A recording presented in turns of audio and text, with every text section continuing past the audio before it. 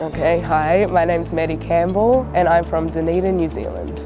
My childhood growing up, my dad, he was a major sports fan. He played himself during his younger years and I got a lot of my sporting prowess from him. And I think for as long as I can remember, there was a basketball hoop up in the backyard. We only had grass, so we'd always play barefoot. Just any type of ball, soccer ball, rugby ball, that sort of thing.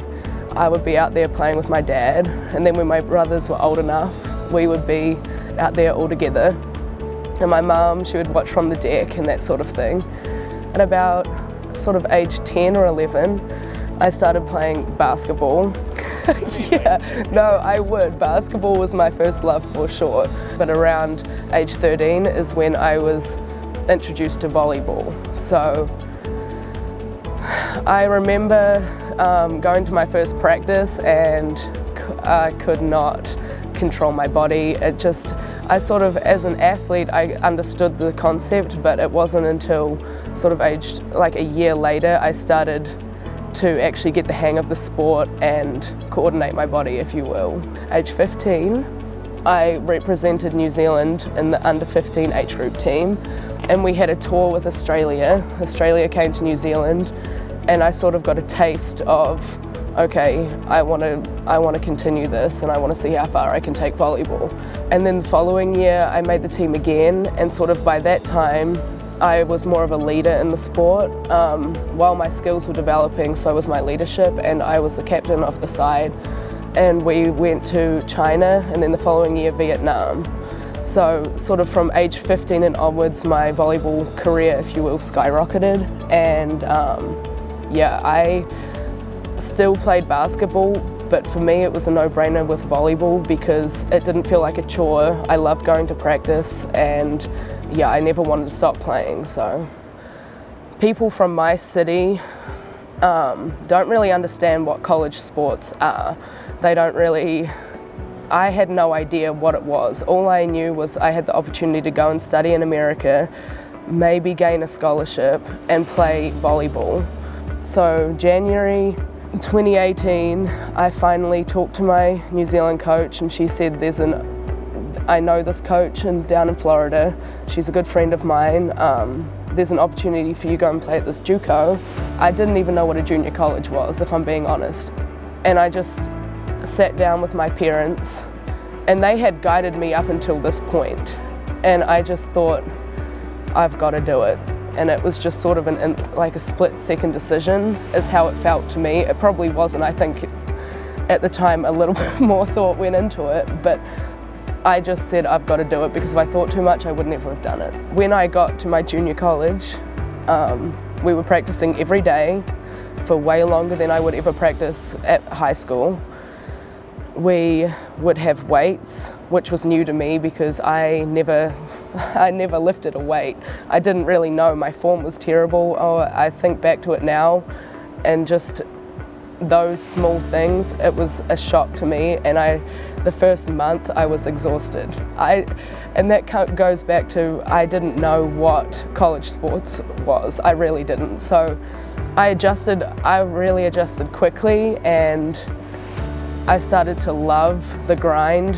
I got to play volleyball every day. I got to lift weights. I got to work on my athleticism and my strength, and suddenly I saw a change in my game with speed and power within the space of 2 months.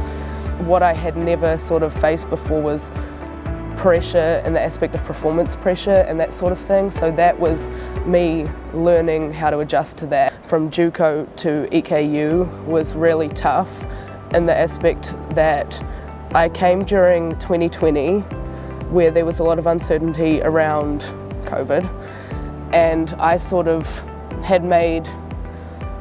I had lost all my confidence because I'd put that same pressure that I spoke about earlier, performance pressure, on myself, because now there's a title of a Division 1 athlete. Everything was a whole nother level and step up for me, and I guess intense is the way to describe it.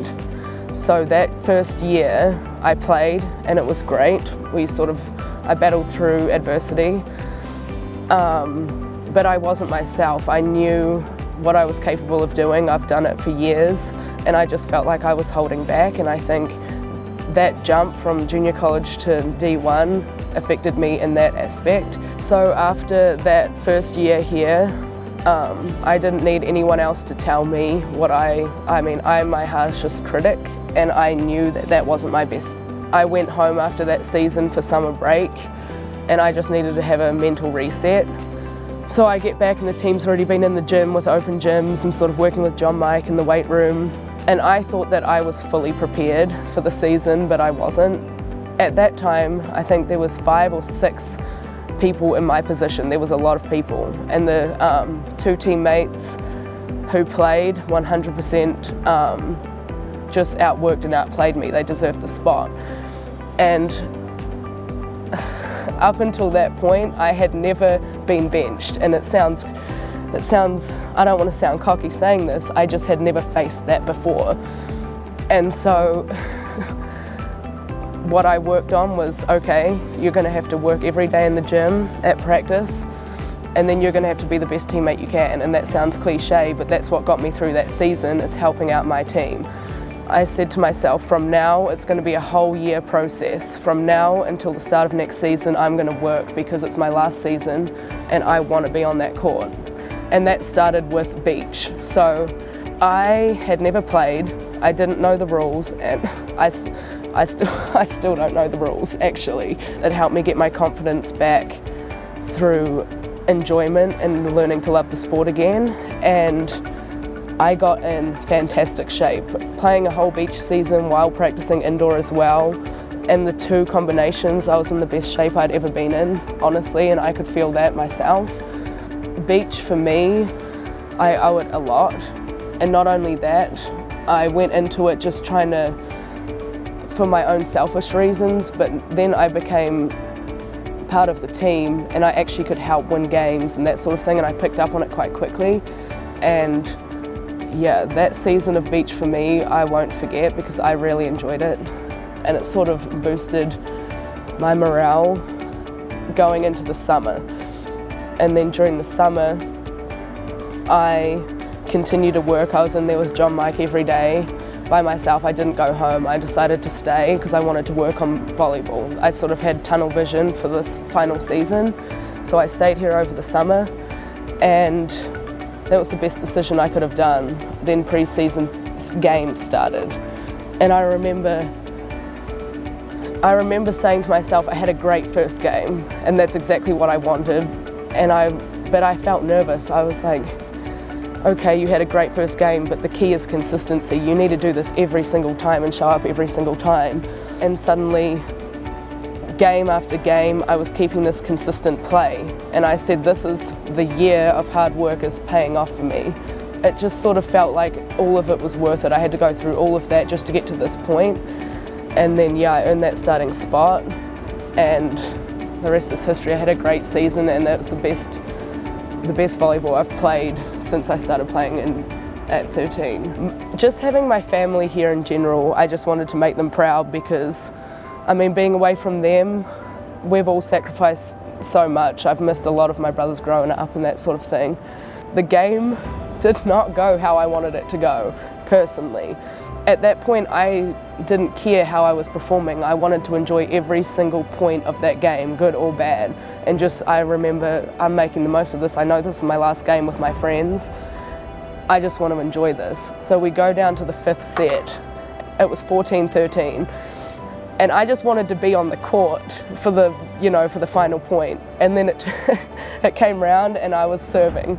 The senior playing in her final college game of her career can close it out for EKU. Jeff, like anyone will tell you, serving is my weakest skill in the game. When I tell you, oh my gosh, it's hit or miss. So I'm back there and I'm thinking about the serve, and I look up at the score and all I need to do is get an ace and the game's over. Or do I just put the ball in, take the easy option? And I was thinking, no, I want to go for it. That was my thought process. Normally I have nothing going on up here during the game, but I wanted that serve. The senior playing in her final college game of her career can close it out for EKU. I served the ball and it was an ace. And she does! How fitting is it that Maddy Campbell closes the game for Eastern Kentucky with her family in attendance. Campbell and I closes it out for EKU. So many emotions, but then my whole team came over and they all gave me a hug, and it didn't hit me during that game, but I think now I still think back to the serve and just how it was the perfect ending for me, and I was able to create that ending myself, you know, no one else. I had complete control of it, and it was awesome. It was awesome. Sort of my teenage years, my mum always harped on at me about you need to push yourself outside of your comfort zone. I actually always wanted to take the easy option. So the first step for me was coming to America. I was like, that's the biggest thing I could do that's outside of my comfort zone. And then every sort of little hiccup along the way has pushed me outside of my comfort zone, be it because my family's not here. I've had to rely on every single person I know. My teammates have to pick me up and drop me off places. I have to rely on rides constantly, you know. And for me, as someone who is independent, because I've had to be, it's really hard for me to ask for help. So coming to EKU when I was really struggling mentally in a new setting, I learnt to lean on others. I think EKU's taught me a lot about leaning on others, and I remember I thrive off social connection, and that first year here I didn't know anyone. You know, I was sort of a shell of who I used to be. That was the comfort zone thing again. It was easier for me to retreat and, you know, not put myself out there.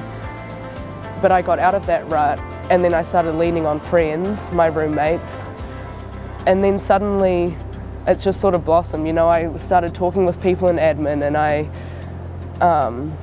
went into my coach's offices and I hung out with them and sort of started building those connections. And for me, I think the biggest thing that I'm going to take away from this experience is the connections I've built with my teammates, with staff, with my coaches, with my classmates, just people in general. You can't survive life without connections. I needed to sort of know what it was like to know that I was retreating, to realise how much I needed that. And yeah, I think EKU's really helped me sort of find myself and know that I need to lean on people, and it's okay to ask for help and it's okay to ask for rides.